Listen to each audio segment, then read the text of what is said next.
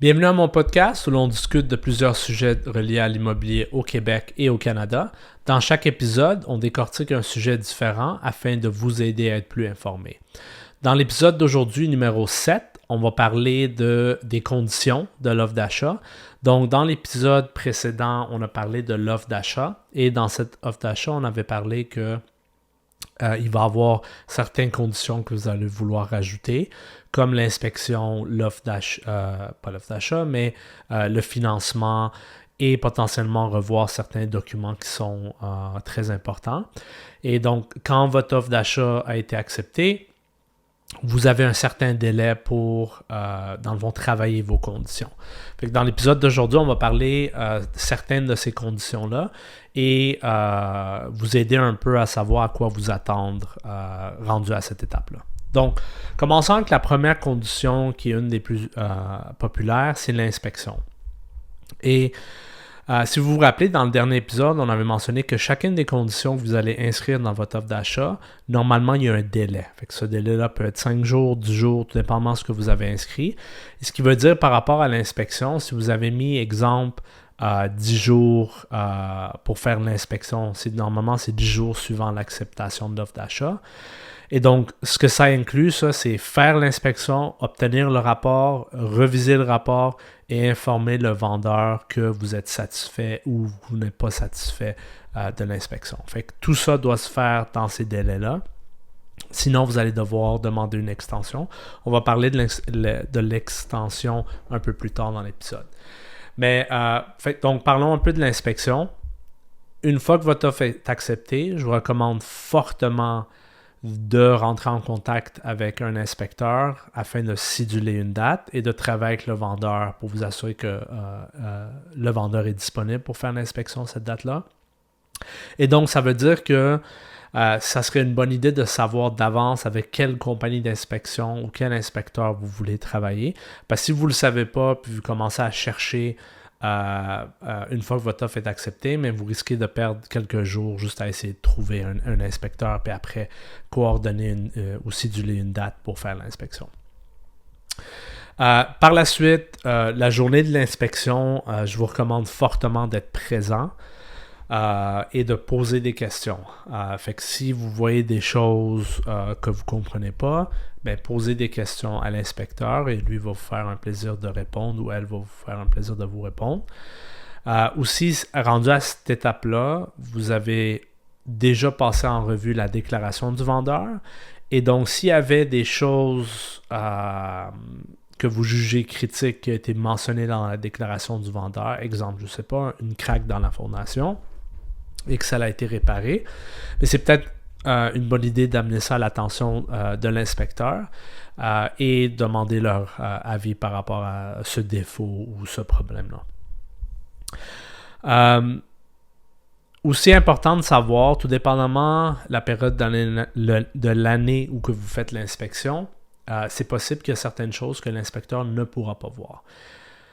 L'exemple qu'on voit le plus souvent, c'est l'inspection de la toiture.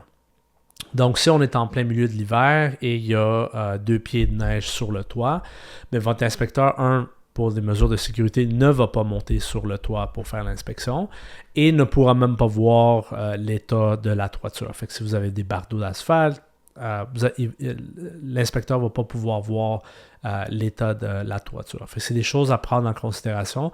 Même chose, admettons, l'état des fondations de l'extérieur ou le crépi qu'on appelle. Mais si c'est couvert par la neige tout autour, ben, il y a des choses que ça ne sera pas visible à l'inspecteur. Et normalement, ils vont en faire mention dans le rapport d'inspection. Parce qu'à la fin de l'inspection, normalement, ça peut prendre 48 heures à 72 heures pour que l'inspecteur produise le rapport. Ça vous est envoyé généralement de nos jours par courriel. Ça peut être fait en 24 heures, tout dépendamment si c'est urgent. Mais le rapport, ça va être de plusieurs pages et dans le fond, ça va passer en revue tout ce qui a été inspecté et tout ce qui n'a pas pu être inspecté pour que vous le sachiez. Et normalement, l'inspecteur va offrir des recommandations pour régler certains problèmes. Et aussi, il pourrait mentionner si jamais il soupçonne, exemple, il y a de la pyrite potentiellement, il va vous recommander de faire certains tests additionnels pour obtenir une confirmation. Par la suite, une fois que vous obtenez le rapport et vous le passez en revue, vous allez pouvoir voir si jamais il y a des problèmes majeurs, vous voulez faire une réduction de prix. Ça va devoir être fait par écrit au vendeur et le vendeur pourrait décider de refuser potentiellement de régler le problème eux-mêmes avant la signature de l'acte de vente. Fait que ça, c'était pour l'inspection. Par la suite, une autre condition, c'est de revoir certains documents importants. Ça peut être, si vous achetez un duplex, ça peut être des baux. Et si vous achetez une propriété ou une copropriété, je devrais dire, ben, il y a des documents qui sont primordiaux à passer en revue avant de conclure la vente. Exemple, puis quand je dis copropriété, ça peut être un condo, ça peut être des maisons en rangée qui ont une déclaration de copropriété, peu importe. Mais si normalement il y a des parties communes et l'unité que vous achetez fait partie d'une copropriété, normalement il va y avoir des documents de copropriété que vous allez devoir passer en revue. Certains de ces documents-là, vous allez pouvoir y accéder avant même de faire une offre d'achat. Et certains de ces documents-là, vous allez devoir avoir une offre acceptée pour pouvoir avoir une copie des documents.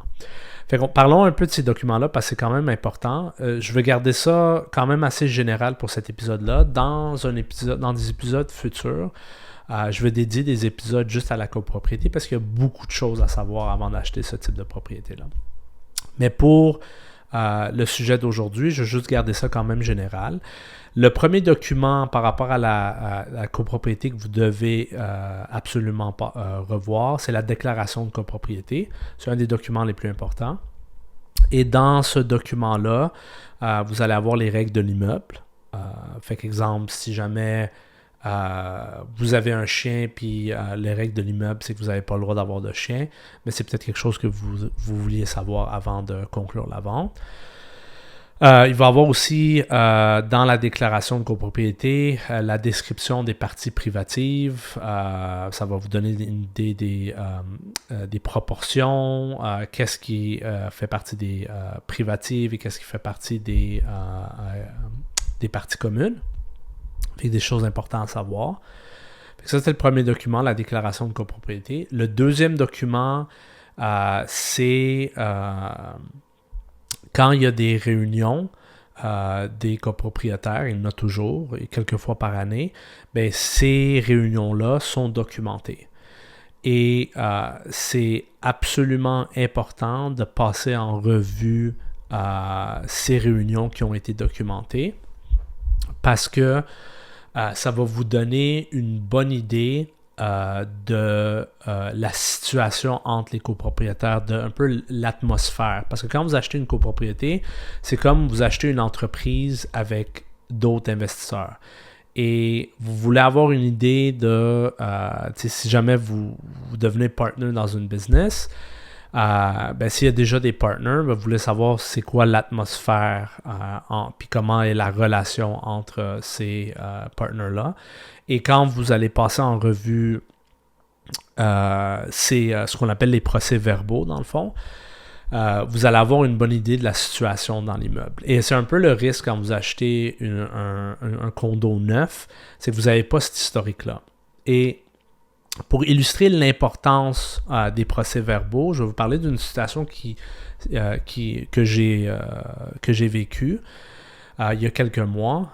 Donc, je cherchais un chalet pour faire de la location court terme dans les Laurentides. Et quand on parle de chalet, c'est le dernier type de propriété que vous allez penser à copropriété. Parce que normalement, quand on dit copropriété, on pense à un condo dans un immeuble. Mais comme je vous ai dit, ça peut la copropriété peut s'appliquer à des chalets, comme elle peut s'appliquer à un appartement dans un condo, dans le fond, dans un building. Et ce chalet-là, dans le fond, la raison pourquoi il y avait ce qu'on appelle des frais de condo.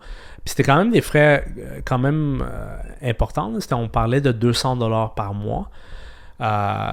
Et j'ai passé en revue les procès-verbaux et pour me donner un peu une historique de la situation. Et dans le fond, ce que j'ai appris en passant en revue les procès-verbaux et en parlant à un représentant du syndic, ce qui s'est passé, c'est que quand le promoteur a fait le développement des chalets, et dans le fond, moi, je cherchais à acheter potentiellement un de ces chalets-là, normalement, quand le développement est fait, à la fin du développement, la rue qui a été créée est transférée à la ville. Et dans cette situation-là, ce développeur-là n'a pas fait les choses en suivant les règlements et le code de la construction. Et ce qui s'est passé, c'est que l'élévation de la rue n'était pas légale. Et donc, la ville a refusé de prendre en charge la rue. Et donc, ce que ça a causé, c'est la rue, elle est restée privée. Et tous les propriétaires des chalets avaient, dans le fond, eu obtenu une quote-part de cette rue-là. Un peu comme les parties communes dans un bloc appartement. La rue est devenue une partie commune et tous les propriétaires des chalets devaient payer une partie selon leur fraction pour entretenir la rue. Et principalement, c'était par rapport au déneigement. Et parce que la rue la rue privée, l'élévation était très élevée, il y avait beaucoup de compagnies de déneigement qui ne voulaient pas offrir leurs services. Et ceux qui voulaient offrir leurs services le savaient, donc ils chargeaient un prix plus élevé. Et donc, en passant en revue les procès-verbaux, ça mentionnait que les frais allaient augmenter. Et aussi, j'ai appris qu'il y avait des problèmes entre les propriétaires et ce développeur-là parce qu'il ne payait pas ses frais de condo ou ses frais pour les parties communes. Et il discutait de prendre des recours légaux et de prendre, dans le fond, de mettre des hypothèques légales sur les terrains parce que ce développeur-là avait encore certains terrains qui lui appartenaient. Et il ne payait pas ses parties communes. Et donc, beaucoup de problèmes. Fait que j'ai toute cette situation, toute cette historique-là, j'ai été capable de le savoir en passant en revue les procès-verbaux, en parlant avec un représentant du syndic. Fait que c'est pour ça que je vous dis que c'est important de savoir, de passer en revue, ces documents-là, si vous achetez une propriété qui fait partie, dans le fond, d'une copropriété.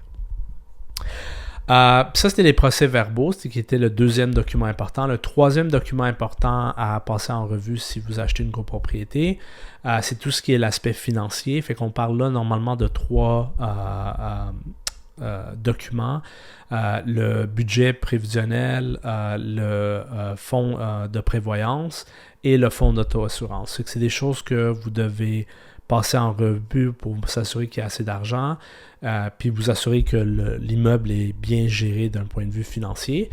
Et ça va vous donner une idée, en passant en revue ces documents-là, ça va vous donner une idée si il va y avoir des cotisations spéciales. Fait que ça, c'est des frais additionnels par-dessus vos frais de condo que vous allez devoir potentiellement débourser.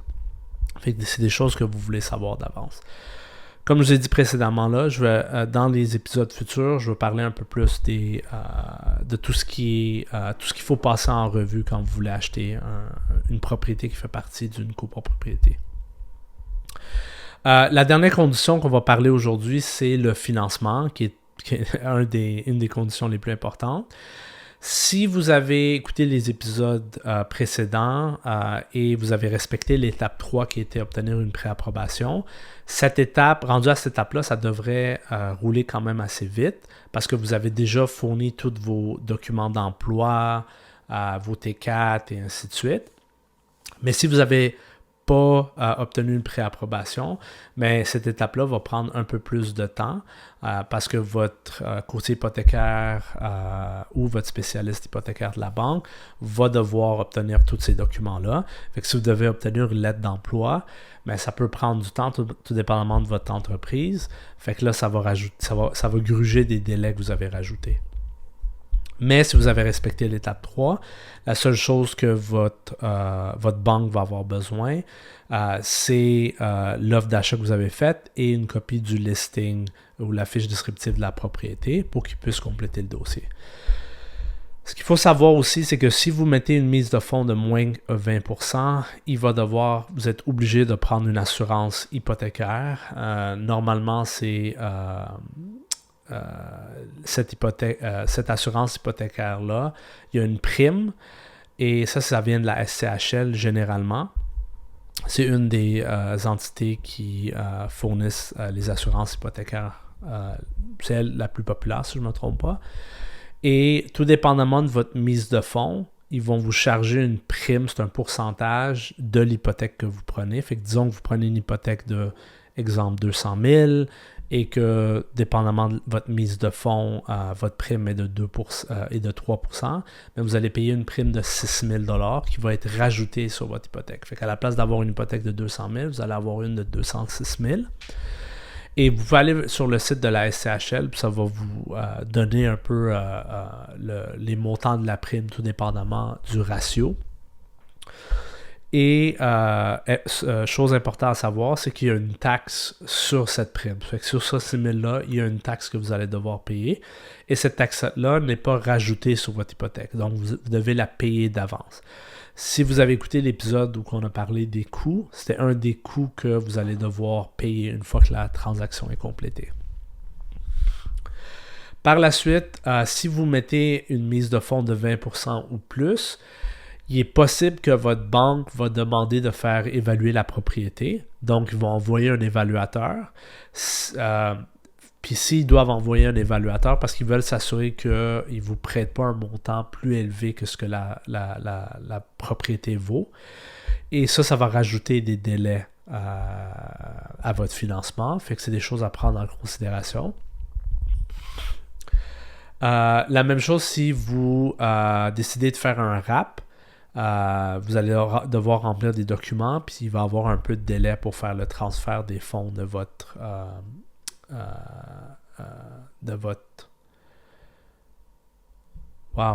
quoi?